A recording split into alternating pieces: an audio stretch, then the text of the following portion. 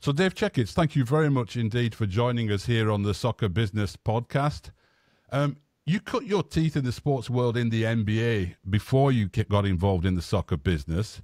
You were a founder of Real Salt Lake in Major League Soccer. Tell us about that switch from basketball, how it came about, and why. Well, thank you for having me on, Simon. Nice to see you today. And this is one of my favorite topics now, the soccer business.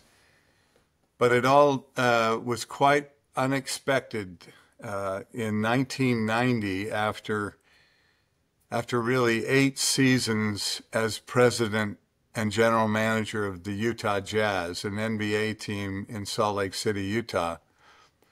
I came back to New York to go to work for David Stern, who was the commissioner of the NBA. Mm-hmm. My role was as vice president and general manager of NBA International. And what David wanted me to explore was the possibility of having basketball teams in Europe that would belong to the NBA. So I traveled extensively, not just in Europe, but even in Asia. We put on the first regular season games outside of North America in Tokyo, actually. It was one of the things that I did. But while I was in Europe, I just couldn't help but understand and notice, what soccer, or as they might say, football, meant to them. And I spent a lot of time getting to know people there in Spain, in England, and attending games and trying to understand the passion, really the religion of people who live there. And that's when I started to fall in love with the beautiful game, with football, with soccer. And so I came back to the U.S. It was shortly after that I left the NBA and went to and yet stayed in the NBA as president and general manager of the New York Knicks. And I was there I was really a full-time executive making all the decisions at the Knicks until I got elevated to be CEO of Madison Square Garden. And so I returned to basketball and hockey because Madison Square Garden also has the New York Rangers. Mm-hmm. I launched another basketball team in 1996, a women's team called the New York Liberty. Champions now. And we were, and my attentions were much more focused on the entertainment business because Madison Square Garden then bought Radio City Music Hall. We're in the concert business. We're in the theater business. We're in the hockey business. We're in the basketball business. So it wasn't until I left the Garden in 2001 that I started to think about soccer and football. And I was approached by the owners of Major League Soccer, really legends in the sports business, Lamar Hunt, Robert Kraft, Phil Anschutz. Mm-hmm. They had started this league after the 94 World Cup in the U.S., and they only had 10 teams, and they were struggling, to say the least. Yes. But what they wanted as partners is they wanted people who knew how to build teams, how to run sports franchises. And they offered me the 12th team in Major League Soccer, and they said, you can, where do you want to put it? And I said, well, I'd want to put it in my hometown in Salt Lake City, Utah. Right. So that's, I went back to my friends at Real Madrid. I had established a relationship with them. I spent a lot of time with them, meeting not just Perez in those days, but there was another president that came in by the name of Calderon. Mm-hmm. And he and I became good friends. along with the current CEO, Jose and Angel Sanchez, who's still the CEO. And I just loved everything they stood for, the way they ran their business, just the nobility of the game in Madrid. Lots and lots of time there. And that's when I asked them, after I bought the franchise, I asked them, could I share their name? And not only that, could I bring my little American team over to Spain at the beginning of every season and train with them, or train in their beautiful practice facility, which they had spent hundreds of millions on. And they signed up for all of that. In return, I would promote them in the U.S. So it was a great business relationship. I loved those people, and they really taught me so much about the game. So you go into a very different league than the NBA, yeah? I mean, MLS's structure with the single entity is quite unique, really, in both the sports world and in certainly very different from European football. How did that impact the way that you did business? Was it in any way restrictive, or did it make it easier to be part of a structure where the league is so involved in so many aspects? Well, I think I understood it because it was in the early days of the league. I bought the expansion team, Salt Lake, in 2005. And so the league was 10 years old. And I understood the single entity model from a desire standpoint. I didn't think it was particularly constructive because, I think you used the word restrictive, or, it was much more controlled, right, than having my own NBA team and really all of the labor rules that went with that. It was very, very different, and so my first couple of years in the league were a disaster. I mean, they gave us an allocation to put a club together, and I think anybody would tell you the kind of allocation amount that they were using in those days was inadequate to field a proper team. So over the first 2 years, we only won 5 games a year. And we had launched in a college football stadium, the University of Utah Stadium, which held about 55,000. And so even if we put 16 or 18,000 people in there, it looked empty. Yeah. And that just communicates something to everybody who comes, which is, they look around at all the empty seats and they say, this can't be too hot, right? Right. But in 2006, I was lobbying the local government to build a 20,000 seat stadium as a permanent home for Real Salt Lake. And I brought Real Madrid to Salt Lake City in August of 2006 to play our team. And, we played on turf in that football stadium as we were trying to launch. But bringing that team to Salt Lake meant that we had to plant grass, to pull up the turf, to plant grass. And that was enormously expensive. But we had 55,000 people in that stadium. We put it on local television with a great rating. And for literally a week before the game, the local media was talking about, we're going to have David Beckham, we're going to have Zidane, we're going to have Ronaldo, we're going to have all of these global superstars are going to be walking along the streets of Salt Lake City. And people got very excited about it. And the game ended 2-1 for them. But it it was everything that I dreamed it could be. It brought out all the local politicians, everybody, and they all said, wait a minute, there is something to this. We should do this. And it took a lot of energy. It took me threatening to move the club to St. Louis, where I owned another club, the hockey club in St. Louis.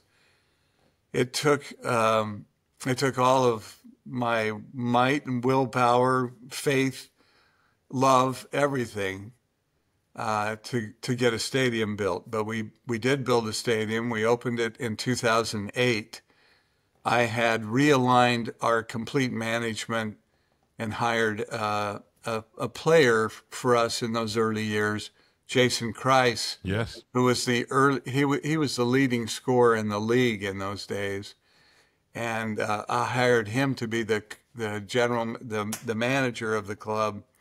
I then went and hired someone else who'd played in MLS, who was a brilliant player tactician. His name is Garth Lagerwey. Yeah. And so I hired him. I hired Bill Manning away from the Philadelphia Eagles to be the president. I put a management team in, Simon, that were just the best in the league. Don Garber always said it's the best managed club in the league. So we opened the stadium in 2008 and we won the MLS Cup, beating the LA Galaxy and David Beckham in 2009. And that launched Salt Lake for sure. Yeah, I was at that game in Seattle in 2009. It was that was a special team, really, wasn't it? I mean, just to talk about the game for a second, because I was going to mention all those hires that you made there, and they played a very modern style of football. You recruited players from Central America. You know, I remember Costa Rica. There was a striker, Saborio from Costa Rica. Yeah, and Kyle Beckerman was a real leader on the field, and it felt like just one of those teams where the chemistry just felt right, at least looking from the outside. I mean, is that a difficult thing? Whether it doesn't matter whether it's basketball or soccer or any other sport, to find that sort of mix of off-field, on-field chemistry where it all pulls together. Well, I think between Garth and Jason, who were good friends to begin with, they worked very hard on that aspect. And as you know, chemistry, culture means everything. So I think the first thing is we were getting better quickly as each of these players came in. Jason Kreis, in his first few weeks as coach, when we had a break, he got on a plane and went to Argentina and came back with some really, he came back with Javier Morales, who, right. Yeah. Maybe one of the best players in MLS history. So he gets off the plane with these three players that he has signed while he's been in Argentina. And they made a gigantic difference to us. And then Garth brought in Jamison Olave and, these players, our back line all of a sudden. And he got Nick Raimondo in the goal. And Nick was very experienced, very talented goalkeeper, but he thought his career was over until he got to Salt Lake, and he became alive, and so the chemistry developed because we were good. All of a sudden, we were beating everybody, and starting to come up the table. Jason, as the coach, having been the very first player that we drafted, or the first player we signed rather in Salt Lake, he had a bit of history with the club, if there was history. He had a bit of history. He'd been there from the beginning, and he knew that I had his back and that I wanted him to succeed, and he was brilliant as a manager. Garth did his role beautifully. The business side of things really perked up. But winning that cup in Seattle in front of 45,000 people. That was our coming out party. Suddenly, everybody knew who RSL was, and it was just a brilliant time. Yeah, and then after that, you moved. You sold your ownership stake in RSL a while after that. What was behind that decision? Was it just purely business, or? Yes. So I think Major League Soccer has really struggled to make it, and I'm a guy who basically earned everything I've earned in sports. I mean, I don't have a widget factory on the side, Simon. I don't have another business. I don't have anything that supplies other income. I've earned my money through investing in real estate and in being in sports. So the losses from 2005 to 2012 were really significant. And plus, nobody had gotten a stadium built as quickly as I did, but that meant that I had to put in a lot of personal money. There was just, with the lack of a television contract that would pay the league what we needed to field those kind of payrolls, we were just losing a lot of money. And as much as we enjoyed winning the title, establishing the club, living up to our word that we would establish a club, the losses were so significant that my wife said to me, "Really? Yeah. What are we doing here exactly, other than losing everything that we own?" And so I started to seek other buyers. I talked to Michael Eisner, the former chairman of Disney, who was interested in soccer and has gone on to own, is it Southampton or is it, no, it's Portsmouth. Right. It's Portsmouth. So Michael's gone on to buy another team, but I wanted him to come in and partner with me because we had the best managed club. We had this great stadium, and we had a real future, but I just couldn't get it over the top. So I ended up bringing in a partner who was his name is Deloy Hansen. Mm-hmm. He took over for a time. He built an academy. He brought a women's team there, but he also got himself into a lot of trouble with the culture that he created. Bill left, Garth left, Jason left, really just kind of devastating the club that was there. And they lost all the momentum that we had created for them. And then after a time, as you know, MLS moved in and said, you can't own this club. He'd created a really bad environment there.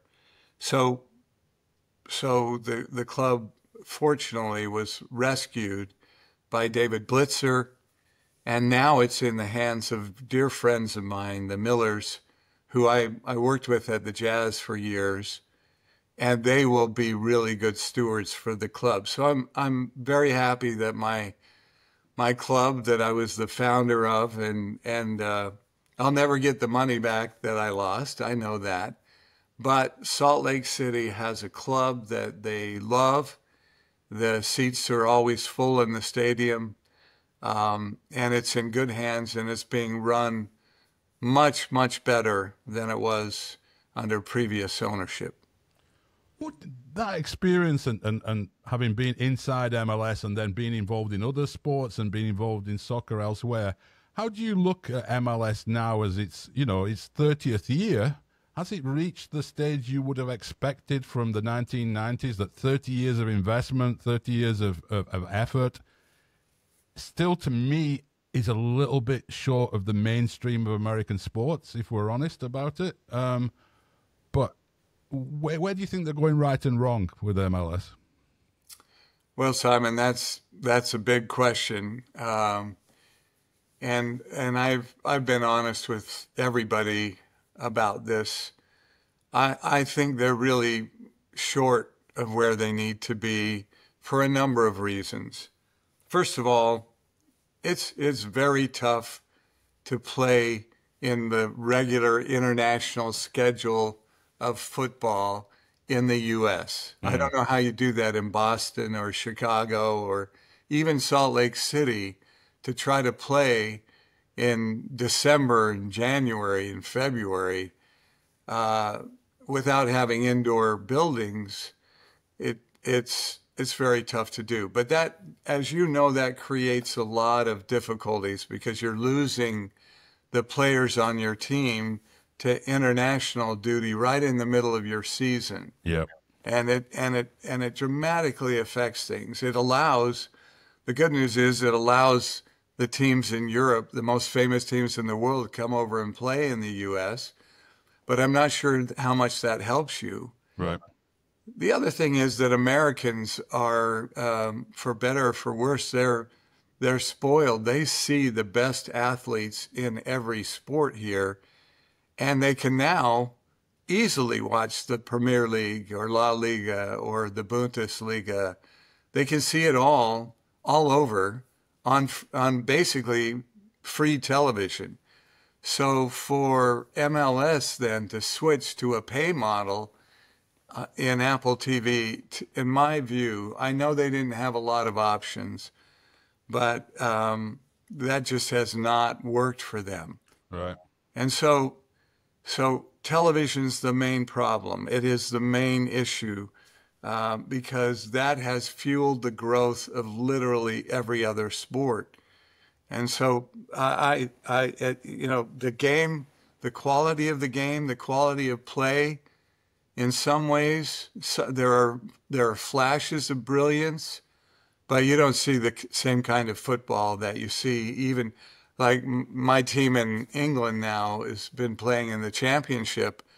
I'm telling you, that is really good football. That is, Oh yeah. oh my gosh, it's 46 games. It is, those teams are good. There's tremendous energy in the league. There's great talent. And I just don't think we have that kind of talent in MLS. The quality of the play is not as good. And for soccer aficionados in the U.S., they watch the Premier League and they can watch it every Saturday morning. They can get games and play them over and over again if they're streaming.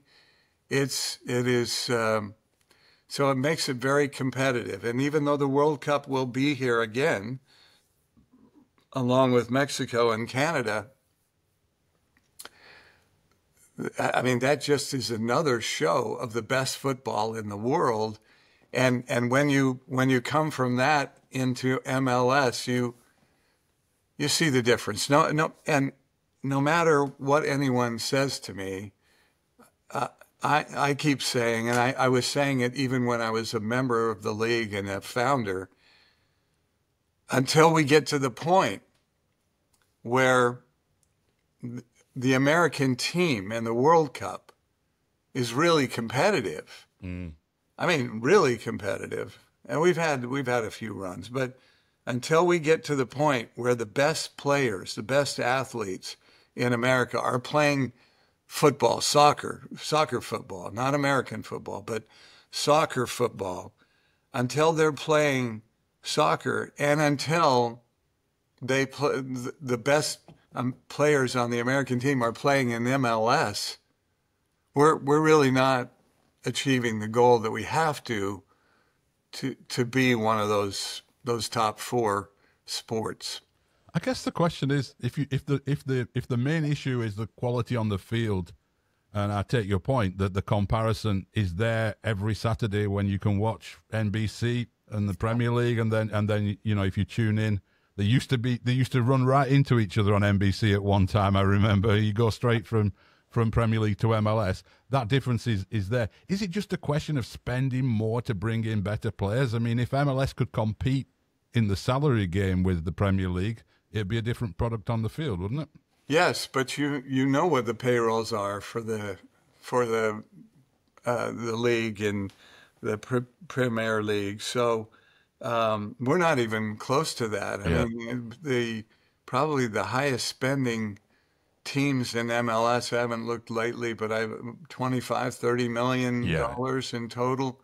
And what is Man City this year? You know, what is what is Arsenal spending this year? What is Chelsea spending this year? Sure. It's not even comparable. So it's a real challenge. MLS is a real challenge. I love the people there. I love how earnest they are. I love how many good things have happened, and certainly $500 million for San Diego to come into the league. You know, $500 million of just to get an expansion team. That has driven up values in the league, but it hasn't solved this problem that we're talking about, which is until they get a major television deal, how are they really going to bring in the kind of athletes, the kind of players that will make a difference? You talked about English football and referred to it there. You're now part of the wave of American investors in not only the Premier League, because half the clubs in the Premier League are owned by Americans now, and I think it's about a third of the clubs in the other divisions are owned by Americans. Even this week we saw Orient in League One be bought by Americans and Glasgow Rangers in Scotland. Yeah. What was the pull for you? I know it was a group of people with Alan Pace and others involved in it, ALK Capital, but what was the pull for you personally to say, yeah, I'll get involved in this one? Well, I've always wanted to do it, but Alan was my partner in Real Salt Lake. Yeah. I actually sent him out there when I realized we had all the wrong people running things. I sent him out there as the interim CEO, and then I hired Jason and I hired Garth, and Alan was just terrific as the interim CEO. He has a will to win that is really, really special. And that will was part of what put our championship club together in MLS. But he fell in love with the game. Absolutely was crazy about the game. I remember when we brought Madrid in to play us, he came to see me. He'd done such a great job. The stadium was beautiful. The grass field was all down and ready to go, and they had promoted it well and sold out the game. And he came to me just so afraid to ask a question. I said, Alan, please, you've done a great job. I'll do anything for you. What is it you need? He said, is there any chance on the earth that my wife could have her picture with David Beckham? And I said, is that the request? And he said, yes. So I arranged for that. And we met David after they practiced at the stadium on the Friday before the Saturday game. And she got her picture taken with the one and only. And but Alan's really passionate about the beautiful game. And so he bid first. I was helping him bid on Sheffield United. That's what we were after first. Yeah, who you've been competing with this year. Yeah. Yes. But that was involved in litigation, and we tried to buy it from Kevin, and he had a partner who sued to stop the sale. Otherwise, we would have owned Sheffield United. After that went down, he continued on looking at clubs and settled on Burnley, which is in many ways a much bigger challenge, I think, than United. But to his credit, we've gone up and down, and now we're going up again. That getting relegated that first year on the last minute of the last game of the year if you haven't ever been in a sport where you've been relegated, well, you should have that experience, Simon. It is like, I mean, people stayed in our stadium for hours, sobbing that we were going down. I've had plenty of teams lose, and I've had a lot of teams win too, but I had never seen anything like that. You have to understand, this is truly their religion. This, you know, I went back to England with my church. My church asked me to go there for 3 years, from 2018 to 2021. Church of Jesus Christ of Latter-day Saints. Asked my wife and I to go and supervise the efforts of about 700 volunteer missionaries. And I just realized, you know, you don't ask someone, are you Catholic? Are you Protestant? You say, who's your team? Yeah. That's what they want to know. Who's your team? And it's not, where did you go to school? Or it's, who's your team? And your team, by the way, is your team really pretty much for the rest of your life. You don't desert that team. If you're a Derby fan, you're gonna, you know, you don't suddenly go to Chelsea. It's you get it from your father, and it's with you for the rest of your life. Yeah, I love that. I love that. But that's, so I was intrigued by English football when Alan gave me a chance to buy in and become a director. I jumped at it. Yeah, I mean, American owners often go through a learning curve when they come into English football, because it is a very different world from American sports in so many ways. What were the 2 or 3 key learnings that ALK had to go through with Burnley that you could see? Oh, I think in terms of real learnings, the player system, the way that you get players. I mean, remember in the U.S., there's a draft. Yeah. You get to choose players coming out of college. That's how you get better. And then you can sign players from other teams as free agents. But in England, the academies, the signing young players, 14, 15 years old, when you can see something there, and then bringing them through an academy, the whole effort to buy and sell players makes it very different and very expensive. So I think that that was the first thing for us to learn, and we've done a good job. I mean, Alan has bought and sold players. Every time we've gone down, you know, he ends up selling a significant amount of talent, but then going and finding young talent and putting a team together quickly and playing well enough in the championship for the second time in a row to go back up. Yeah. Now you talk about learning. We talk about not just getting up there, but staying up there. And that's where we have yet to figure that out. We're going to see if in this offseason we can put a club together that can be like Bournemouth or, one of those mid-table teams that are excellent and can really compete in the Premier League. I don't know how to do that. We have some ideas. We have some things that we're working on that are significant and could be a significant source of players and player talent. But this club, can this club go up to the Premier League and stay up there? I know we're going to need reinforcements. We're going to need help. And then it becomes, can you get everybody to play together soon enough? Can you create the unity and culture to stay up? That's a big challenge. Yeah, it's going from being the classic yo-yo club to being a stable presence in the Premier League is a tough one, isn't it? Yeah. Last question, Dave, because I'm conscious of your time. Yes. You launched a new fund last week. Yeah.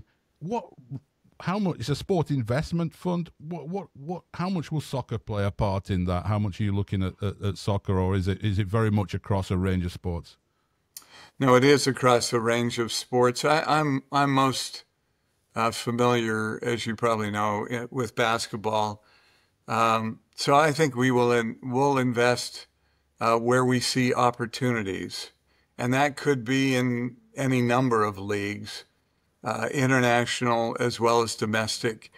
But I'm quite certain I will end up in a soccer situation somewhere, because I think there are really good opportunities to invest, including in England. Interesting. Yes. Interesting. Well, maybe we'll return to that at some point. But thank you very, very much indeed for your time, Dave. That's been absolutely fascinating. I appreciate all of it. Thank you. Great to see you, Simon. Thanks for having me on, and good luck to you.